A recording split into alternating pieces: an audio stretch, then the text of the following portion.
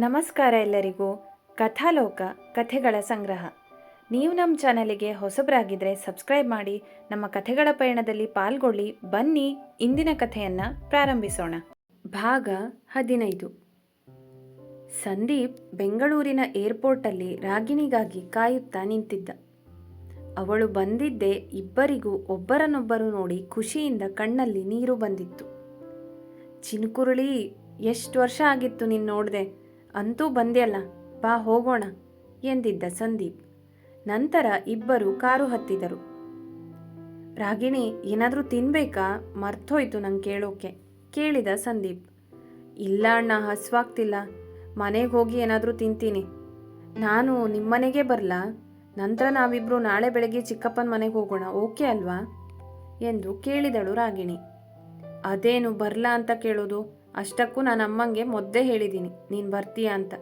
So ನೀನಿವತ್ತು ಮನೆಗೆ ಹೋಗ್ಬೇಕಂತ ಅಂದ್ಕೊಂಡಿದ್ರು ಸಾಧ್ಯ ಆಗ್ತಾ ಇರಲಿಲ್ಲ, ಯಾಕಂದರೆ ನಾವು ಮೊದಲೇ ಪ್ಲ್ಯಾನ್ ಮಾಡಿದ್ದೀವಿ ಎಂದು ನಕ್ಕಿದ್ದ ಸಂದೀಪ್.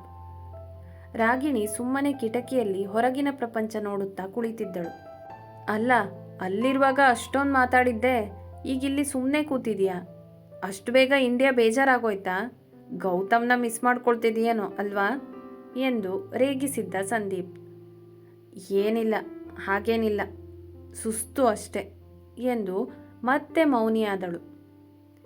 ಏನು ಹುಡುಗಿರೋ ಏನೋ, ಎಲ್ಲರೂ ಒಂದೇ ಥರ ಅನಿಸುತ್ತೆ. ಇಲ್ಲಿ ನೋಡಿದರೆ ನೀನು ಸಡನ್ಲಿ ಮನೆಗೆ ಬರ್ತೀನಿ ಅಂತ ಬಂದೆ, ಅಷ್ಟೊಂದು ಮಾತಾಡ್ತಾ ಇದ್ದವಳು ಈಗ ಸುಸ್ತು ಅಂತೀಯ. ಆದರೆ ಅದೇನೋ ನಿಂದೇ ಲೋಕದಲ್ಲಿದೆಯಾ.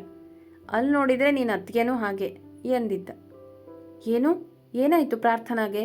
ಏನು ಮಾಡಿದ್ಲು ಅವಳು ಎಂದು ರಾಗಿಣಿ ಥಟ್ಟನೆ ಕೇಳಿದಾಗ, ಅರೇರೇ, ಏನು ಅತ್ತಿಗೆಯಿಂದ ಈಗ ಪ್ರಾರ್ಥನಾ ಆಗಿಬಿಟ್ಲು? ಎಷ್ಟೋ ವರ್ಷದಿಂದ ಪರಿಚಯ ಇರೋ ಥರ ಮಾತಾಡ್ತಿದೀಯಾ? ರಾಗಿಣಿಗೆ ಅಯ್ಯೋ ತಾನೇನು ಮಾತಾಡಿದೆ ಅನಿಸಿತ್ತು. ಹಾಗೇನಿಲ್ಲ, ಯಾಕೆ ನಾನು ಪ್ರಾರ್ಥನಾ ಅಂತ ಕರಿಬಾರ್ದಾ? ಹೀಗೆ ಫ್ಲೋನಲ್ಲಿ ಬಂತು. ಸರಿ, ನೀನು ಹೇಗೆ ಬೇಕಾದರೂ ಕರಿ, ನನಗೇನು ಪ್ರಾಬ್ಲಮ್ ಇಲ್ಲ, ನಿನ್ನ ಅತ್ತಿಗೆಗೂ ಪ್ರಾಬ್ಲಮ್ ಇಲ್ಲ. ಹೀಗೆ ಅದು ಇದು ಮಾತನಾಡುತ್ತಾ 3 ತಾಸಿನ ನಂತರ ತುಮಕೂರಿಗೆ ತಲುಪಿದ್ದರು. ಬಂದ ತಕ್ಷಣವೇ ಮಾಲತಿ ಅತ್ಯಂತ ಖುಷಿಯಿಂದ ರಾಗಿಣಿಯನ್ನು ಬರಮಾಡಿಕೊಂಡಿದ್ದರು. ಬಾ ರಾಗಿಣಿ, ತುಂಬ ಅಂದರೆ ತುಂಬ ಖುಷಿಯಾಯಿತು ನೀನು ಬಂದಿದ್ದು. 2-3 ವರ್ಷ ಆಗಿತ್ತು ನೀನು ನೋಡಿದೆ, ಮದುವೆಲ್ಲೇ ನೋಡಿದ್ದು ಅಲ್ವಾ ಎಂದು ಬರಮಾಡಿಕೊಂಡರು. ಹ್ಞೂ ಚಿಕ್ಕಮ್ಮ, ನನಗೂ ಅಷ್ಟೇ, ನಿಮ್ಮನ್ನೆಲ್ಲ ನೋಡಿ ತುಂಬ ಖುಷಿಯಾಗ್ತಿದೆ. ಹೇಗೆ ನಡೀತಾ ಇದೆ ಮದುವೆ ತಯಾರಿಯಲ್ಲ ಎಂದು ಕೇಳಿದ್ದಳು ರಾಗಿಣಿ. ಏನೋ ಒಂದು ನಡೀತಾ ಇದೆ. ಈ ನಿನ್ನ ಅಣ್ಣ ಮತ್ತು ಚಿಕ್ಕಪ್ಪ ಅಂತೂ ಏನೂ ತಲೆನೇ ಕೆಡಿಸ್ಕೊಳ್ತಿಲ್ಲ ಎಂದು ಮಾಲತಿ ಹೇಳಿದಾಗ, ಇರಲಿ ಬಿಡಿ ಚಿಕ್ಕಮ್ಮ, ಸಂದೀಪ್ ಅಣ್ಣ ಎಲ್ಲ ನೋಡ್ಕೊಳ್ತಾನೆ, ನೀವೇನೂ ತಲೆ ಕೆಡಿಸ್ಕೊಳ್ಬೇಡಿ ಎಂದಿದ್ದಳು ರಾಗಿಣಿ. ನೀನು ಫ್ರೆಶ್ ಆಗಿ ಬಾ, ಹೀಗೆ ಮಾತಾಡ್ತಾ ಇದ್ಬಿಡ್ತಾಳೆ ಇವಳು, ತುಂಬ ಸುಸ್ತಾಗಿರುತ್ತೆ, ಫ್ರೆಶ್ ಆಗಿ ಒಂದು ಸ್ವಲ್ಪ ತಿಂಡಿ ತಿಂದು ಆಮೇಲೆ ರೆಸ್ಟ್ ಮಾಡು ಎಂದರು ಪ್ರಭಾಕರ್. ಸರಿ ಎಂದು ರಾಗಿಣಿ ಫ್ರೆಶ್ ಆಗಿ ತಿಂಡಿ ತಿಂದು ವಿಶ್ರಾಂತಿಗೆಂದು ರೂಮಿನೊಳಕ್ಕೆ ಹೋದಳು. ತಲೆಯ ತುಂಬ ಪ್ರಶ್ನೆಗಳು. ಹೇಗೆ ಮಾತಾಡೋದು, ಈ ವಿಷಯನ ಹೇಗೆ ತಿಳಿದುಕೊಳ್ಳುವುದು ಎಂದು. ಮೊದಲು ಸಂದೀಪಣ್ಣ ಹತ್ರ ಮಾತಾಡ್ಲಾ ಅಥವಾ ಪ್ರಾರ್ಥನಾಳ ಮನೆಗೆ ಹೋಗ್ಬಿಡ್ಲಾ, ಏನು ಮಾಡೋದು ಎಂದು ಯೋಚಿಸುತ್ತಾ ಇದ್ದಳು. ಅವತ್ತಿನ ದಿನ ಹಾಗೆ ಕಳೆಯಿತು. ಸಂದೀಪ್ ಹತ್ತಿರವೇ ಮೊದಲು ಮಾತನಾಡಿ ಎಲ್ಲ ವಿಷಯವನ್ನು ತಿಳಿದುಕೊಳ್ಳೋಣ, ಅವನಿಗೆ ನಡೆದ ಎಲ್ಲ ವಿಷಯವನ್ನು ಹೇಳಿಬಿಡೋಣ ಎಂದು ನಿರ್ಧಾರ ಮಾಡಿದ್ದಳು ರಾಗಿಣಿ. ರಾತ್ರಿ ಊಟವಾದ ನಂತರ, ನಾನು ನಾಳೆ ಬೆಳಗ್ಗೆ ನಮ್ಮನೆಗೆ ಹೋಗೋಣ ಅಂತ ಅಂದ್ಕೊಂಡಿದ್ದೀನಿ, ನಿಮಗೆಲ್ಲ ಓಕೆ ಅಂದರೆ ಅಣ್ಣನೂ ಕರ್ಕೊಂಡು ಹೋಗ್ಲಾ? ಅವರೆಲ್ಲ ಅಣ್ಣನ ಪ್ರೈಮರಿ ಸ್ಕೂಲಲ್ಲೇ ನೋಡಿದ್ದು ಅನಿಸುತ್ತೆ, ಅವ್ರ ಹತ್ರನೂ ಮಾತಾಡ್ದಂಗಾಗತ್ತೆ, ಮತ್ತು ನನ್ನನ್ನು ಡ್ರಾಪ್ ಮಾಡ್ದಂಗಾಗತ್ತೆ ಎಂದಿದ್ದಳು ರಾಗಿಣಿ. ಸಂದೀಪ್ಗೆ ಮೊದಲೇ ವಿಚಿತ್ರ ಎನಿಸಿತ್ತು. ಈಗ ರಾಗಿಣಿ ತನ್ನ ಚಿಕ್ಕಪ್ಪನ ಮನೆಗೆ ಇನ್ವೈಟ್ ಮಾಡಿದ್ದಂತೂ ಇನ್ನೂ ವಿಚಿತ್ರ ಎನಿಸಿತ್ತು. ಯಾಕೆಂದರೆ ಸಂದೀಪ್ ಅವಳ ಬೆಂಗಳೂರಿನ ಮನೆಗೆ ತುಂಬ ಸಲ ಹೋಗಿದ್ದ. ಆದರೆ ಊರಿನಲ್ಲಿರುವ ಚಿಕ್ಕಪ್ಪನ ಮನೆಗೆ ಹೋಗುವಂತಹ ಹತ್ತಿರದ ಸಂಬಂಧವೇನಾಗಿರಲಿಲ್ಲ. ಅವಳಾಗಿ ಏನೂ ಹೇಳಿಲ್ಲ ಅಂದರೆ ನಾನಾಗಿ ಎಲ್ಲ ಕೇಳಲೇಬೇಕು ಎಂದುಕೊಂಡಿದ್ದ. ಅಯ್ಯೋ, ಅದನ್ನೆಲ್ಲ ಯಾಕೆ ಕೇಳ್ತೀಯ ನೀನು? ಹೇಗಿದ್ರೂ ನೀನು ಡ್ರಾಪ್ ಮಾಡೋಕೆ ನಾನು ಅಥವಾ ಸಂದೀಪ್ ಯಾರಾದರೂ ಬರಲೇಬೇಕಾಗಿತ್ತು. ಅವನು ನಿನ್ನ ಜೊತೆ ಬರ್ತಾನೆ ಅಷ್ಟೆ. ಮತ್ತೆ ಹೋಗಿ ನಿನ್ನ ಡ್ರಾಪ್ ಮಾಡಿ ಅಷ್ಟೊಂದು ಅರ್ಜೆಂಟಲ್ಲಿ ಬರಬೇಕಂತ ಏನಿಲ್ಲ. ಇಲ್ಲೇನೋ ಆಕಾಶ ತಲೆ ಮೇಲೆ ಬೀಳಲ್ಲ, ಹೋಗಿ ಬನ್ನಿ ಎಂದಿದ್ದರು ಪ್ರಭಾಕರ್. ಥ್ಯಾಂಕ್ ಯು ಚಿಕ್ಕಪ್ಪ, ಹೋಗೋಣ, ಬ್ಯಾಗ್ ಪ್ಯಾಕ್ ಮಾಡ್ಕೋ. ಸರಿ ಆಯ್ತಮ್ಮ ನನ್ನ ಚಿನ್ಕುರುಳಿ, ನೀನು ಹೇಳಿದ ಮೇಲೆ ಆಯಿತು ಎಂದು ನಕ್ಕಿದ್ದ ಸಂದೀಪ್. ಬೆಳಿಗ್ಗೆ 10 ಗಂಟೆಗೆ ಸಂದೀಪ್ ಮತ್ತು ರಾಗಿಣಿ ಅವಳ ಮನೆಗೆ ಹೊರಟಿದ್ದರು. ಮನೆ ತಲುಪಿದ ನಂತರ ಅದು ಇದು ಕುಶಲೋಪರಿ ವಿಚಾರಿಸಿದ ಮೇಲೆ, ಚಿಕ್ಕಪ್ಪ, ನಾವಿಲ್ಲೇ ಸ್ವಲ್ಪ ಹೊತ್ತು ಓಡಾಡ್ಕೊಂಡು ಬರ್ತೀವಿ, ಅಣ್ಣಂಗೆ ನಮ್ಮ ತೋಟ ಗದ್ದೆ ಎಲ್ಲ ತೋರಿಸ್ತೀನಿ ಎಂದು ಇಬ್ಬರು ತೋಟದ ಕಡೆ ಹೊರಟಿದ್ದರು. ಅಣ್ಣ, ಇಲ್ಲೊಂದು ಸೂಪರ್ ಆಗಿರೋ ಜಾಗ ಇದೆ. ನಮ್ಮ ತೋಟದ ತುದಿಲಿ ಒಂದು ಮರ ಇದೆ. ನಾವು ಯಾವಾಗಲೂ ಆ ಮರ ಹತ್ಕೊಂಡು ಆಟ ಆಡ್ತಿದ್ವಿ. ನಮ್ಮ ಪಿಕ್ನಿಕ್ ಸ್ಪಾಟ್ ಅಂದರೆ ಆ ಮರನೇ ಆಗಿತ್ತು. ಆಮೇಲೆ ಚಿಕ್ಕಪ್ಪ ಇದನ್ನೆಲ್ಲ ನೋಡಿ ಅಲ್ಲೊಂದು ಚಿಕ್ಕದಾಗಿ ಮನೆ ಥರ ಮಾಡಿದ್ದಾರೆ. ಈಗ ನಾನು ನಿನ್ನ ಅಲ್ಲಿ ಕರ್ಕೊಂಡು ಹೋಗ್ತೀನಿ ಎಂದಳು. ಎಲ್ಲಾದರೂ ಕರ್ಕೊಂಡು ಹೋಗು, ಆದರೆ ನಂಗೆ ಏನು ಹೇಳಬೇಕಂತ ಇದೆಯಾ ಅದನ್ನು ಮೊದಲು ಹೇಳು. ನೀನು ಭಾರತಕ್ಕೆ ಬರ್ತೀಯಾ ಅಂದ ತಕ್ಷಣವೇ ತಲೆಯಲ್ಲಿ ಹುಳ ಬಿಟ್ಕೊಂಡು ಕೂತಿದ್ದೀನಿ ಎಂದಿದ್ದ ಸಂದೀಪ್.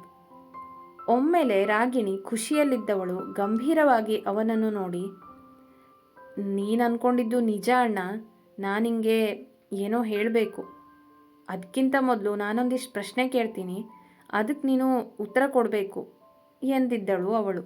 ಅಷ್ಟರಲ್ಲಿ ಅವಳ ಫೇವ್ರೆಟ್ ಜಾಗಕ್ಕೆ ಅವರು ತಲುಪಿದ್ದರು. ಇದೇ ನೋಡು ನನ್ನ ಫೇವ್ರೆಟ್ ಜಾಗ ಎಂದು ತೋರಿಸಿ, ಅಣ್ಣ, ಸುತ್ತಿ ಬಳಸಿ ಮಾತಾಡೋಕೆ ನಂಗೆ ಇಷ್ಟ ಇಲ್ಲ. ನೇರವಾಗಿ ವಿಷಯಕ್ಕೆ ಬರ್ತೀನಿ.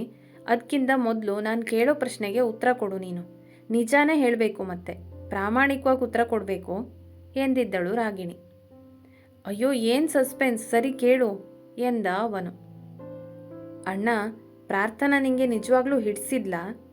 ಮತ್ತೆ ಪ್ರಾರ್ಥನಾಗೆ ನೀನು ನಿಜವಾಗೂ ಇಷ್ಟ ಆಗಿದೆಯಾ? ಅಂದರೆ ಈ ಮದುವೆ ಇಷ್ಟ ಇದೆಯಾ ಅವಳಿಗೆ? ಇದ್ರ ಬಗ್ಗೆ ನೀನು ಕರೆಕ್ಟಾಗಿ ಅವಳ ಹತ್ರ ಮಾತಾಡಿದ್ಯಾ ತಾನೆ ಎಂದು ಕೇಳಿದಾಗ ಸಂದೀಪ್ ಗಲಿಬಿಲಿಗೊಳಗಾಗಿದ್ದ.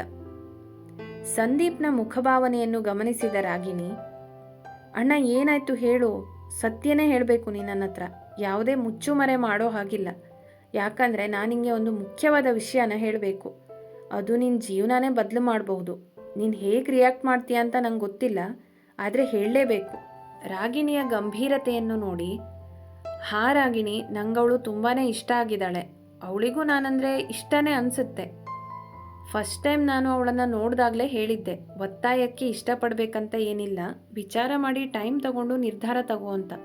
ಅದಾದ ನಂತರ ಅವ್ರ ಮನೆಯಿಂದ ಮದುವೆಗೆ ಒಪ್ಪಿಗೆ ಇದೆ ಅಂತ ಬಂದಮೇಲೆ ನಾವೆಲ್ಲ ಮುಂದುವರೆದಿದ್ದು.